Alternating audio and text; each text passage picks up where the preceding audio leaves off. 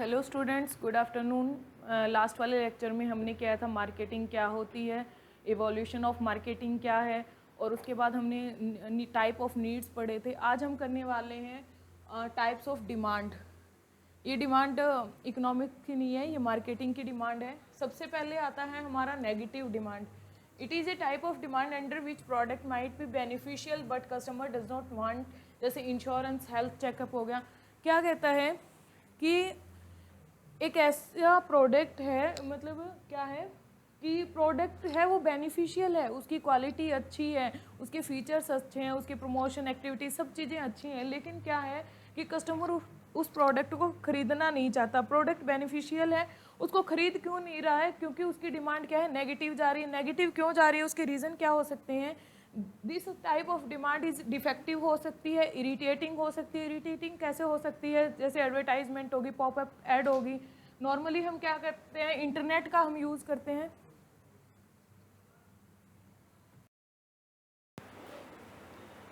तो क्या होता है, जैसे हम इंटरनेट का यूज़ कर रहे हैं, कोई एप्लीकेशन यूज़ कर रहे हैं, कुछ इंपॉर्टेंट सर्च कर रहे हैं, उसी टाइम पे फ्लोटिंग ऐड आ जाती हैं, तो वो हमें डिस्टर्ब करती हैं और कहीं ना कहीं वो क्या करती हैं, एक नेगेटिव डिमांड को क्रिएट करती हैं।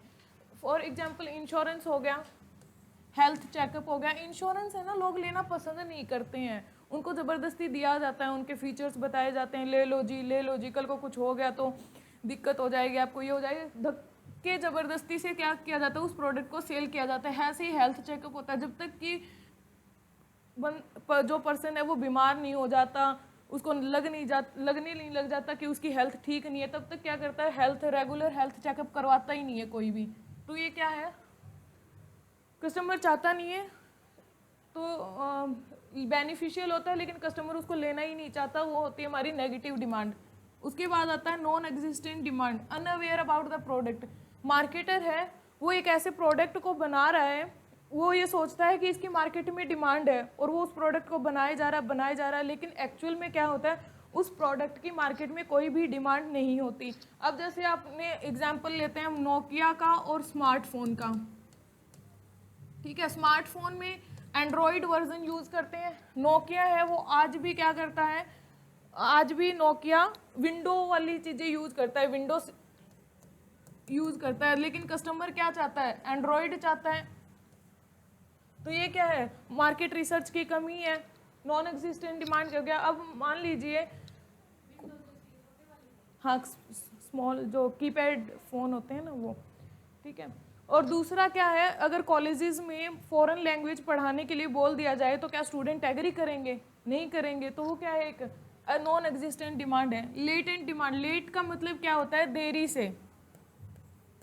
जैसे आपको वर्ड से पता लग रहा है, demand which the customer realise later, customer को बाद में रियलाइज होती है। अब देखिए नॉर्मली क्या होता है, जो नॉर्मल फ़ोन और स्मार्टफोन, फ़ोन में क्या होते हैं, changes day by day, new take version आते रहते हैं। हर रोज़ कस्टमर को किसी ना किसी नई चीज़ की रिक्वायरमेंट होती है, लेकिन मार्केटर क्या करता है, सबसे पहले उस चीज़ को क्या करेगा, मार्केट में जाके ऑब्जर्व करेगा कि किस चीज़ की डिमांड है, फिर उस डिमांड के अकॉर्डिंग ऑब्जर्व करने के बाद वो उसके अकॉर्डिंग प्रोडक्ट बनाता है।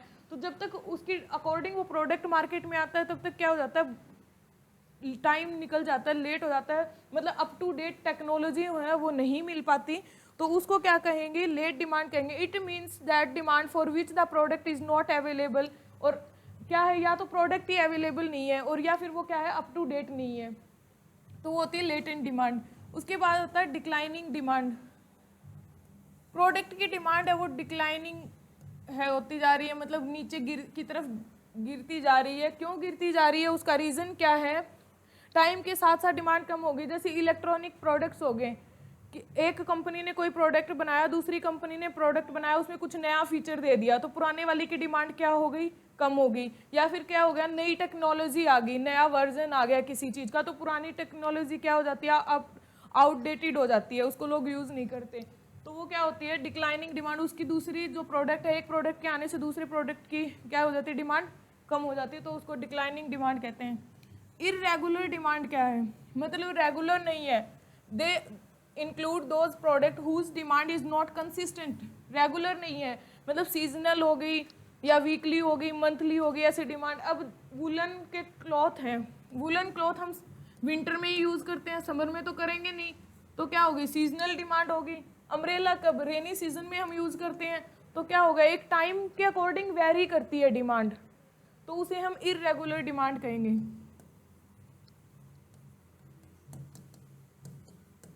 टाइम के अकॉर्डिंग वेरी करती है। फुल डिमांड क्या होता है, फुल डिमांड एक गोल्डन पीरियड होता है किसी भी कंपनी के लिए। It means the market are happy with the product of the company and that people want to buy product from same company. Customer क्या करता है कि उसकी फुल डिमांड है, वो उस प्रोडक्ट के प्रति बहुत लॉयल है। जैसे कि जो आईफोन है, आईफोन जैसे ही मार्केट में आता है उसकी डिमांड, जितनी डिमांड होती है ना, demand is equal to supply होती है। जैसे ही फ़ोन आया, फ़ोन क्या हो जाता है, सेल आउट हो जाता है, तो वो क्या है, फुल डिमांड है उस प्रोडक्ट की। इसमें क्या है, इसका मतलब ये है कि आपका कस्टमर ब्रांड के लिए लॉयल है और प्रोडक्ट को जो भी हमने आया बनाया और आते ही क्या हो गया, सेल आउट हो गया, तो वो होती है full demand. Over full demand को हम ओवरफ्लो डिमांड भी कहते हैं। ओवरफ्लो डिमांड भी कहते हैं। यहाँ पे क्या होता है, डिमांड क्या है, ज़्यादा है प्रोडक्ट की, लेकिन क्या है, सप्लाई उस प्रोडक्ट की कम है। Overfull demand happens when the company's manufacturing capacity is limited and demand is more than supply। जहाँ पे क्या कंपनी क्या करती है, एक लिमिटेड प्रोडक्ट को बनाया उन्होंने, ठीक है, और उसकी डिमांड क्या ज़्यादा। अब जैसे गांव में है ना, आपने देखा होगा एग्रीकल्चरिस्ट जो लोग होते हैं ना, वो मैन्योर का यूज़ करते हैं, खाद का यूज़ करते हैं जब बुआई का सीज़न आता है उस टाइम पे, और उस टाइम पे उसकी इतनी डिमांड होती है, जो कॉरपोरेटिव सोसाइटी होती है ना, उसमें वो मिल भी नहीं पाती उनको, तो वो इसका बेस्ट एग्जाम्पल है मैन्योर, तो उसे ओवरफुल डिमांड कहते हैं। अनहोलसम डिमांड क्या होती है, the customer does not Dzire the product yet the customer want the product badly. ये क्या होता है, हेल्थ पे इफेक्ट करता है, ठीक है। आप जैसे सिगरेट वगैरह देखते हैं, उस पर लिखा होता है कि smoking can kill you, warnings दी होती है, लेकिन भी फिर भी क्या होता है, कस्टमर उस प्रोडक्ट को यूज़ कर रहा होता है, वो हेल्थ कॉन्शियस प्रोडक्ट नहीं है लेकिन फिर भी कर रहा है, तो ये क्या चीज़ होती है, हमारी अनहोलसेल डिमांड होती है, ठीक है, ओके। उसके बाद आता है हमारा नेक्स्ट टॉपिक, ये आता है 4 P's, ठीक है। मार्केटिंग मिक्स है, वो दिया फिलिप कोटलर ने, ठीक है।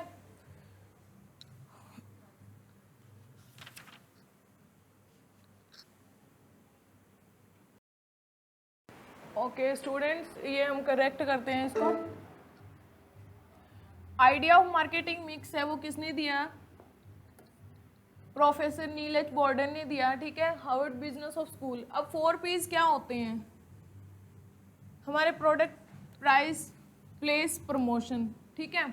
इसमें क्या क्या आते हैं, प्रोडक्ट में क्या क्या चीज़ें आती हैं, प्रोडक्ट में क्या आएगा, प्रोडक्ट में आएगा सबसे पहले, अगर हम कोई भी प्रोडक्ट खरीदने जाते हैं तो हम उसके लिए सबसे पहले क्या चेक करेंगे कि ब्रांड कैसा है, फिर उसके बाद हम देखेंगे क्वालिटी कैसी है उसकी। जब हमें पता लग जाएगा कि क्वालिटी अच्छी है उसकी, उसके बाद हम उसका देखेंगे लुक कैसा है, साइज कैसा है, उसका कलर कैसा है, उसकी पैकेजिंग कैसी है, और उसको कैसे डिफरेंशिएट करता है प्रोडक्ट को अदर कंपीटिटर्स से। कि सबसे, अगर हम मान लीजिए हम बाइक लेने जाते हैं तो हम देखते हैं कौन सा मॉडल लें, कौन सा ब्रांड की लें, कौन सी क्वालिटी कैसी हो, उसकी लुक कैसा हो, साइज कैसा हो, कलर, पैकेजिंग क्या करती है, इफेक्ट करती है। कुछ अट्रैक्टिव पैकेजिंग होती है जिसपे प्रॉपर तरीके से मेंशन होता है, ठीक है। डिफरेंशिएट, दूसरे प्रोडक्ट से हमारा प्रोडक्ट अलग कैसे है, उसके फीचर्स क्या क्या हैं, जो उसको उस प्रोडक्ट को डिफरेंशिएट करते हैं अदर प्रोडक्ट से, अदर कंपटीटर से, ठीक है। उसके बाद आता है प्राइस।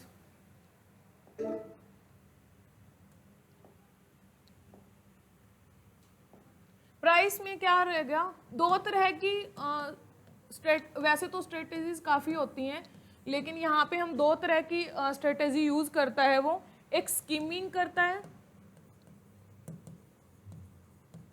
एक पेनिट्रेशन यूज़ करता है। ठीक है। इसमें क्या करता है वो, प्रीमियम प्राइस चार्ज करता है कस्टमर से, प्रीमियम प्राइस चार्ज करता है कस्टमर से। अब इसमें एग्जांपल लेके चले, जैसे एप्पल है, एप्पल क्या करता है, हाई जो वैल्यूड कस्टमर होते हैं ना, जो अपर क्लास वाले कस्टमर होते हैं, उन पे फोकस करता है कि सिर्फ और सिर्फ, ठीक है। अब फॉर एग्जांपल के लिए मान के चले कोई आर्टिफिशियल ज्वेलरी बेचने वाला पर्सन है, अगर वो 100 नेकलेस भी दिन का बेच देता है तो भी वो उतना नहीं कमा पाता जितना कि एक नॉर्मल ज्वेलरी वाला एक गोल्ड का नेकलेस बेचने पे कमा लेता है। तो क्या होता है, वो वैल्यू पे डिपेंड करते हैं, ठीक है। पेनिट्रेशन क्या होता है, कस्टमर बेस पे फोकस करते हैं,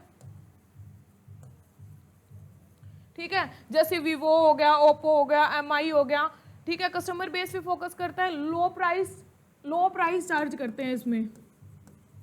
और ध्यान किस पे दिया जाता है, कस्टमर बेस पे फोकस किया जाता है, रिलेशनशिप बिल्ड करने पे फोकस किया जाता है। वीवो, ओप्पो होगी, जितनी भी हमारी कंपनियां हैं, इसके साथ साथ उस पर किस पे फोकस किया जाता है, डिस्काउंट पे भी फोकस करते हैं, ठीक है।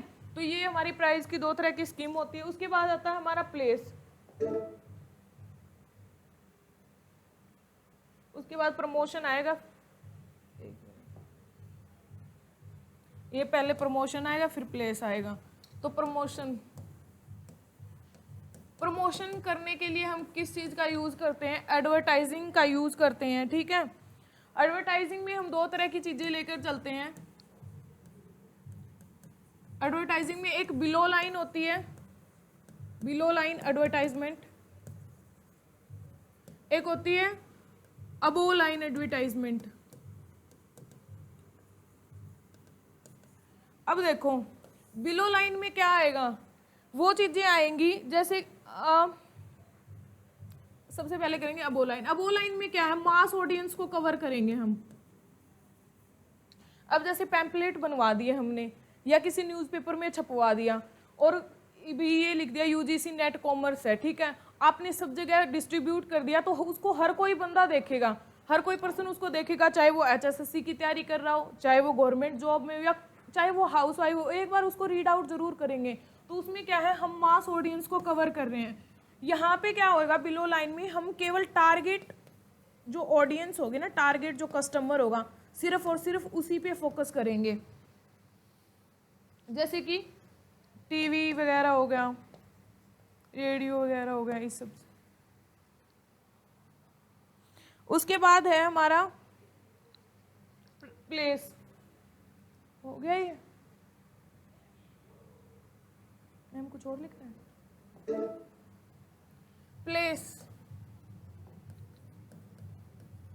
प्लेस में क्या रहेगा, इसमें गुड्स को फाइनल कंज्यूमर तक पहुंचाने की प्रोसेस आती है, ठीक है। चैनल का यूज करते हैं हम डिस्ट्रीब्यूशन के लिए, ठीक है। डिस्ट्रीब्यूशन के लिए हम चैनल का यूज करते हैं। चैनल हमारा 2 तरह का रहेगा, एक डायरेक्ट चैनल होगा, एक इनडायरेक्ट चैनल होगा। डायरेक्ट चैनल में क्या होएगी, जो भी गुड्स या सर्विसेज होंगे, जो भी प्रोडक्ट होएगा, वो मार्केटर मतलब जो प्रोड्यूसर है, प्रोड्यूसर से सीधा किसको जाएगा, कंज्यूमर को जाएगा। तो वो क्या रहेगा, हमारा डायरेक्ट चैनल रहेगा। जैसे ज्वेलरी होगी, एग्जाम्पल के लिए ऑनलाइन क्लासेस होगी, तो वो क्या होती है, डायरेक्ट जो पोटेंशियल कस्टमर होता है उसको डिलीवर होती है, ऑनलाइन क्लासेस होगी। इनडायरेक्ट में क्या आएगा, इनडायरेक्ट चैनल में हम यूज करेंगे प्रोड्यूसर से इंटरमीडिएट को जाएगा, ये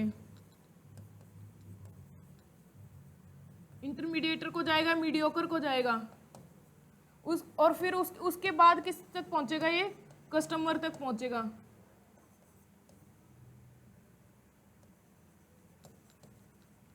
अब इसमें क्या हो सकता है कि प्रोड्यूसर से मैन्युफैक्चरर को जाएगा, मैन्युफैक्चरर से किसको जाएगा, डिस्ट्रीब्यूटर को जाएगा, और मैन्युफैक्चरर से ये डिस्ट्रीब्यूटर कौन हो सकते हैं, डिस्ट्रीब्यूटर हो सकते हैं होलसेलर और रिटेलर हमारे, ठीक है, होलसेलर और रिटेलर। उसके बाद किस तक पहुंचेगा, वो प्रोडक्ट कस्टमर तक पहुंचेगा। तो इसको क्या बोलते हैं, इनडायरेक्ट डिस्ट्रीब्यूशन चैनल बोलते हैं।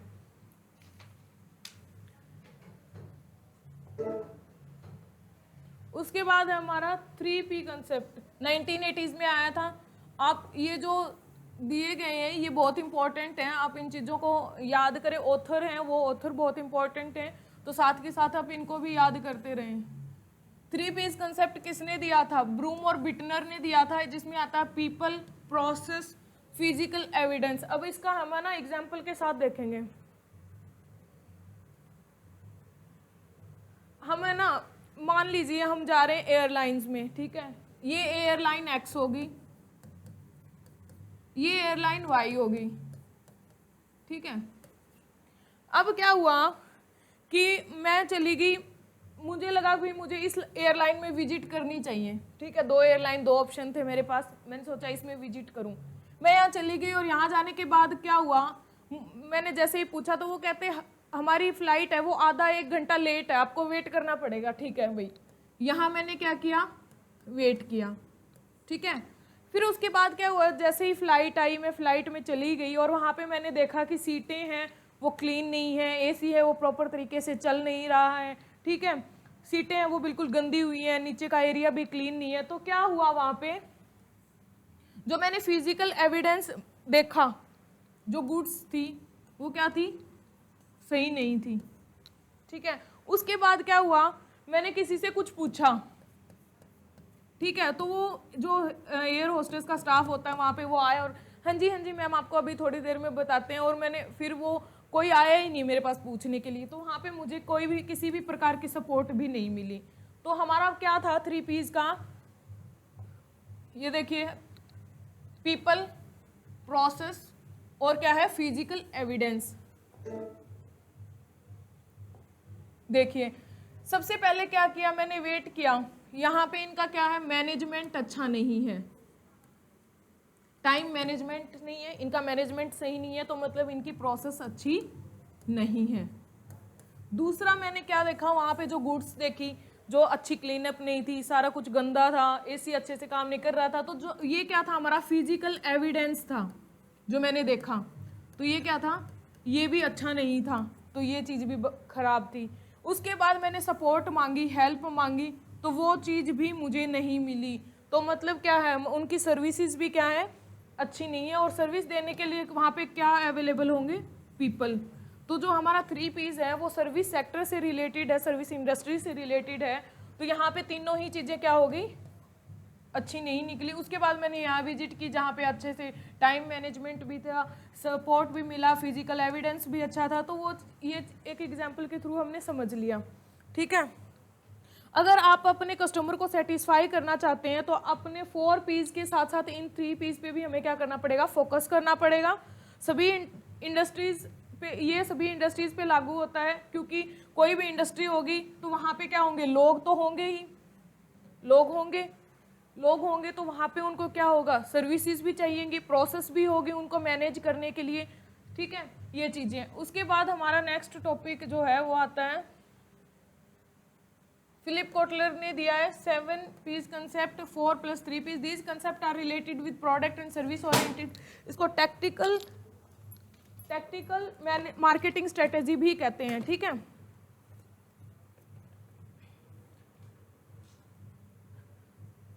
उसके बाद है 1990s में रॉबर्ट यूटरबॉर्न ने इंट्रोड्यूस किया 4C का कंसेप्ट, कंज्यूमर ओरिएंटेड जिसको बोलते हैं। इसमें क्या है, देखिए, कस्टमर की नीड, जो भी प्रोडक्ट हम बना रहे हैं वो कस्टमर की नीड को के अकॉर्डिंग है, उसकी मतलब जो सेटिस्फाई कर रहा है उसको, नीड मतलब उसकी वांट के अकॉर्डिंग है या नहीं। दूसरा प्राइस, ये आपस में इंटर रिलेटेड है, ठीक है। प्राइस का क्या है, कॉस्ट टू सेटिस्फाई, कस्टमर क्या हो, सेटिस्फाई हो, जो भी वैल्यू हम उसको दे रहे हैं वो वैल्यू क्या हो, रीजनेबल प्राइस होना चाहिए, ताकि वो अफोर्डेबल हो, वो आराम से उसको ले सके, अफोर्डेबिलिटी होनी चाहिए। एक्सेप्टेबिलिटी, हमारे प्रोडक्ट में फीचर्स ऐसे होने चाहिए जिसको कस्टमर एक्सेप्ट कर सके, इजीली वो क्या है उसको अवेल कर सके। उसके बाद नेक्स्ट हमारा आता है कन्वेनियंस टू बाई, खरीदने के लिए एक प्रॉपर प्लेस होना चाहिए ताकि वो इजीली वहाँ तक रीच कर सके, वो पहुँच सके। एक्सेसिबिलिटी होनी चाहिए उसकी, ठीक है, एक्सेस होना चाहिए, मतलब स्पेस अच्छा, जगह अच्छी होनी चाहिए जहाँ पे वो इजीली रीचेबल हो। प्रमोशन, उसके बाद आता है प्रमोशन। अवेयरनेस होनी चाहिए। अगर हमने प्रोडक्ट बना दिया, मार्केट में कस्टमर को पता ही नहीं है कि क्या प्रोडक्ट है क्या नहीं है, लोगों को पता ही नहीं है, तो कैसे होगा? तो अवेयरनेस होनी चाहिए। कम्युनिकेशन अच्छा होना चाहिए, कम्युनिकेशन टू प्रमोट करने के लिए एडवर्टाइजिंग वगैरह जो भी हम प्रमोशन के लिए एक्टिविटीज़ करते हैं वो अच्छी होनी चाहिए। इन्फॉर्मेशन होनी चाहिए। कोई भी प्रोडक्ट अगर हम किसी को दे रहे हैं तो सबसे पहले अगर हम इंश्योरेंस में जाते हैं, तो मैं अगर किसी अगले पर्सन को इंश्योरेंस बेचना चाहती हूँ तो सबसे पहले मुझे पता होना चाहिए भी कि HDFC लाइफ का प्रोडक्ट है, उसमें क्या क्या फीचर्स वो दे रहा है जो कि PNB मेटलाइफ नहीं दे रही है। ठीक है, तो ये क्या होते हैं? प्रॉपर इंफॉर्मेशन होनी चाहिए। ये आपस में इंटर रिलेटेड है। 4A's 4C's and SIVA, solution, value, access और इंफॉर्मेशन। ठीक है,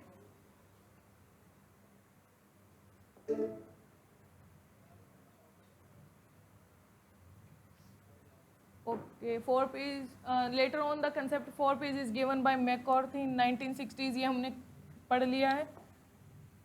ठीक है, आप ये याद कर लीजिएगा। ऑथर और ये जो दी हुई है सन, ये बहुत इंपॉर्टेंट है।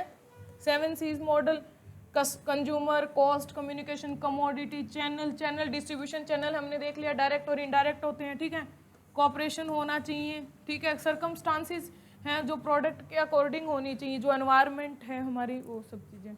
ओके, इसके बाद हमारा नेक्स्ट है टॉपिक, वो हम अगले लेक्चर में करेंगे। सबसे पहले हम रिवाइज कर लेते हैं आज हमने क्या क्या किया है। हमने यहाँ से किया था नेगेटिव डिमांड क्या होती है कि बेनिफिशियल प्रोडक्ट है लेकिन कस्टमर लेना नहीं चाहता। नॉन एग्जिस्टेंट क्या है?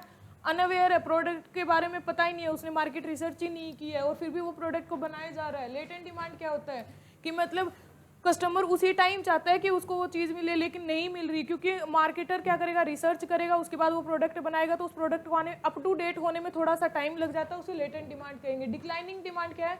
जो टाइम के साथ साथ गिरती जा रही, जैसे पुराने ज़माने में टीवी रेडियोज़ होते थे, आज कोई यूज़ नहीं करता उन प्रोडक्ट को। टेक्नोलॉजी में चेंजेस होने पर वो चीज़ें चेंज होगी। इरेगुलर क्या है? सीजन के हिसाब से वीकली मंथली टाइम के अकॉर्डिंग वेरी करती है, तो उसे इरेगुलर डिमांड कहते हैं। फुल डिमांड क्या होती है कि जैसे एप्पल का एग्जांपल लिया था हमने, एप्पल आया और आते ही क्या हो गया? सेल आउट हो गया, तो वो क्या होती है? फुल डिमांड होती है, जो कि एक गोल्डन पीरियड होता है कंपनी के लिए। ओवरफुल डिमांड क्या होती है? जहाँ पे डिमांड ज़्यादा है लेकिन सप्लाई उस प्रोडक्ट की कम हो रही है। अनहोलसेम डिमांड क्या होती है? प्रोडक्ट अच्छा नहीं है, ठीक है, लेकिन हेल्थ कॉन्शियस नहीं है, वो हमारे हेल्थ के अकॉर्डिंग नहीं है, फिर भी वार्निंग वगैरह होती हैं, कैंसर वगैरह होते हैं, तो भी लोग क्या करते हैं? उसको खरीदते रहते हैं, तो वो अनहोलसेम डिमांड आ गई। उसके बाद हमने मार्केटिंग मिक्स किया, नीलज बॉर्डर ने दिया, ये इंपॉर्टेंट है, आप सभी याद कर लीजिएगा अच्छे से। 4P's प्राइस, प्रोडक्ट में हमने देखा ब्रांड वगैरह, क्वालिटी, उसका लुक, साइज, सब कुछ हम चेक करेंगे, कंपटीटर से कैसे अलग है। प्राइस में हमने दो तरह की वैसे तो काफ़ी सारी स्ट्रेटेजीज होते हैं, हमने दो की स्कीमिंग की, क्योंकि वैल्यू कस्टमर पे फोकस करता है। दूसरा पेनिट्रेशन में क्या होता है? वो सिर्फ और सिर्फ क्या होता है? कस्टमर बेस पे फोकस करता है, रिलेशन पे फोकस करता है। ठीक है, उसके बाद प्लेस में क्या है? प्रमोशन के लिए हम डिस्ट्रीब्यूशन चैनल का यूज़ करेंगे।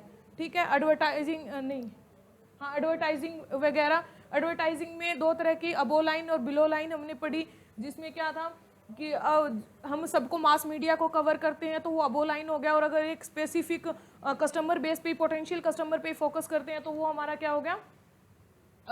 अब बिलो लाइन हो गया। ठीक है, प्लेस में क्या? डिस्ट्रीब्यूशन चैनल का यूज़ करेंगे। 3P's कंसेप्ट सर्विसेज से रिलेटेड है। प्रोसेस हो गया, पीपल, प्रोसेस, फिजिकल एविडेंस। ये किसी हर कोई कंपनी, कोई भी फर्म, इंडस्ट्री होगी, वहाँ पे ये तीनों चीज़ें क्या होंगी? अवेलेबल होंगी। ठीक है, फिलिप कोटलर ने फिर 7P's का कंसेप्ट दिया, जिसको टेक्टिकल मार्केटिंग स्ट्रेटेजी भी कहते हैं। उसके बाद रॉबर्ट ल्यूटरबॉर्न ने 4C का कंसेप्ट दिया, जो हमने पढ़ चुके, कॉस्ट, कस्टमर की need, cost, convenience, buy, communication proper हो तरीके से होना चाहिए। तो ये चीज़ें हम कर चुके हैं। नेक्स्ट है हमारा डायमंड, पोर्टर्स डायमंड मॉडल, जो हम नेक्स्ट लेक्चर में करेंगे। ठीक है, ओके।